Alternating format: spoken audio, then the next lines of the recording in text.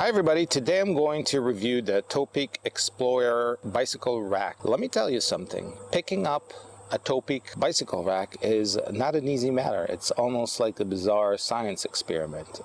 And the reason is for every model, they have one that has the spring-mounted holder, and also for each one, they have one that is designed for bikes with disc brakes and one that's designed for not disc brakes. Plus they have two models, one that's shaped like this and another one that's shaped like this and has a bar here which is called a Tourist.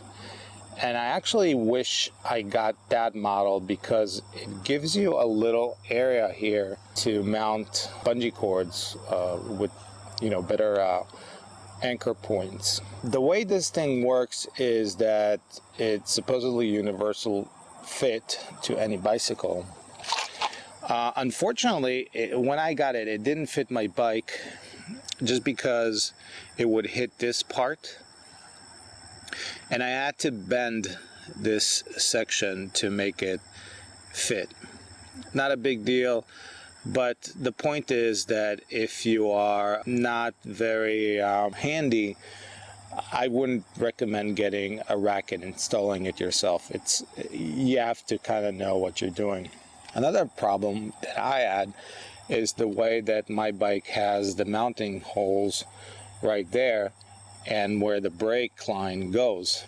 So I had to bend this metal just like that. So not only does it clear this line, but also when I press the brake, there's some movement. It also will clear the metal bend. And this is very sturdy. It doesn't rust. I noticed. What does rust, I noticed, is some of the screws when water accumulates there. This is the MTX track, which I really like. This is probably one of the #1 reasons you would get a Topeak rack, because of this rack. I think it's a great idea. I think it really helps, and also it serves as some sort of a splash guard or a built-in fender. Also in the back there is a little curve there, and they made it so you can connect taillights and other accessories, which is very nice. They pretty much thought about everything here. The only place to actually put or connect the bungee cords when you have panniers is right here. So I wish they had maybe a line here to be able to hook those panniers. As far as recommendation, which model to get. So obviously you have to pick the right rack if you want one that has a disc brake or not. So you have to pick the right one for your bike. That goes without saying. But then, do you pick the spring-loaded metal holder? I would say definitely yes. I've used this so many times. And the other option is, do you pick the Tourist one or just the regular one? And again, if I had to choose again, I would probably get the Tourist one, just because the bar goes all the way down here. And if you are doing touring and have panniers, then they sit nicer. And there's more areas to put bungee cords if you are mounting panniers or other items. So that's about it. I highly recommend this bike rack, but choose carefully. Out of the 16 options, it makes it really hard to choose what you want.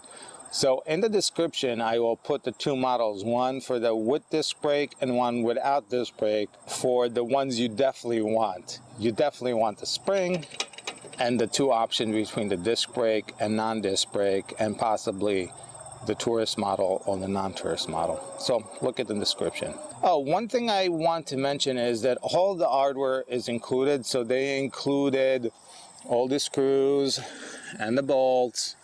They included this too.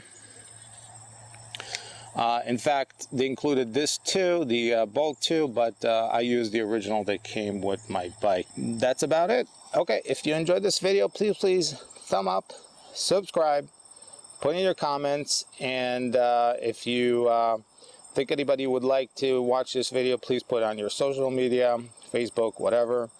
and have a great day. Thanks for watching. Bye. Let me tell you, getting the right Topeak rack is almost like a bizarre science experiment. If I did my calculation correct, they have 16 different models.